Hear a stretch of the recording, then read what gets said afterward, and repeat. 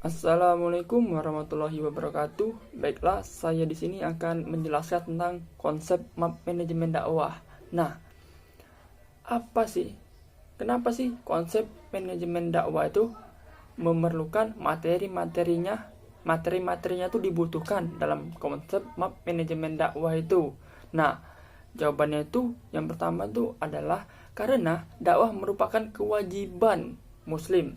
Itu tercantum dalam Quran surat Ali Imran ayat 104 yang artinya mengajak kepada kebaikan yang terorganisir atau dakwah secara organisasi.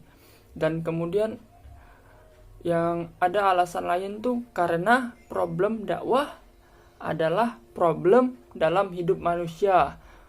Nah, problem-problem itu ada dua, yaitu yang pertama adalah problem yang dihadapi masyarakat seperti dalam masalah ekonomi, masalah sosial, budaya, dan lain-lain. Kemudian ada juga yang problem di internalnya atau organisasi dakwah atau manajemennya.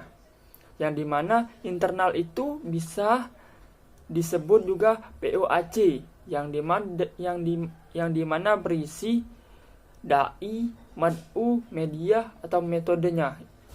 Kemudian dakwah perlu dimanage sebaik mungkin supaya problem dakwah itu bisa diperbaiki atau bisa juga disebut problem rappling dakwah. Nah, problem rappling dakwah sangat-sangat butuh orang-orang yang profesional seperti bisa menerapkan manajemen dakwah POAC tersebut secara efektif. Dan juga bisa berorientasi pada tujuan dan sasaran gerakan dakwah atau komitmen. Organisasi dakwah ada untuk meluruskan pemerintah, untuk meluruskan perintah supaya perintah tidak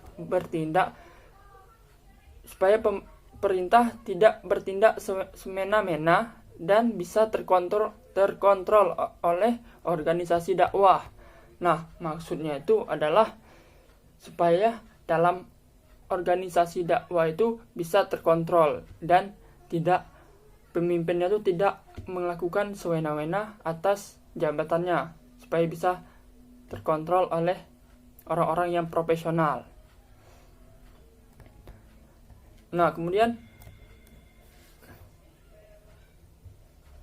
jangan sampai organisasi dakwah itu dicampuri dengan pemerintah, karena dalam pemerintah itu terdapat sistem politik. Nah, orang profesional butuh fungsi manajemen POAC. Butuh fungsi manajemen POAC. Menurut Dr. Ferry, fungsi dakwah digunakan untuk mengelola unsur dakwah.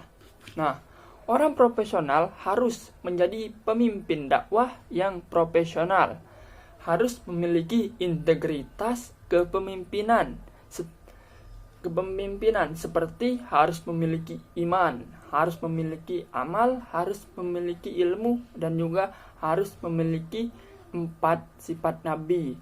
Yang dimana 4 sifat Nabi itu seperti ada fatonah, sidik, amanah, tablik, dan lain-lain. Dan pemimpin itu harus memiliki minimal tuh 4 sifat dari Nabi itu. Nah, kemudian semua itu bertujuan agar mampu menetapkan aktivitas dakwah setelah dilakukan perencanaan yang mana harus menjawab problematika dakwah tersebut. Nah, mungkin sekian penjelasan saya dari manajemen dakwah. Saya Ari, wassalamualaikum warahmatullahi wabarakatuh.